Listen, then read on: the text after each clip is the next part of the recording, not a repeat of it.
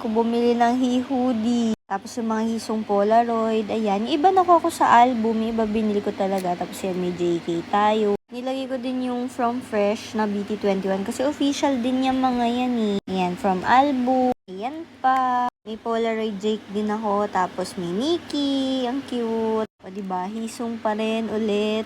Mostly mga photo card na iniipon ko talaga is yung kay Hisu. Yan pa. O diba? Kasi to yung sa proof naman. Sobrang ganda. Meron din pala ako sa TXT.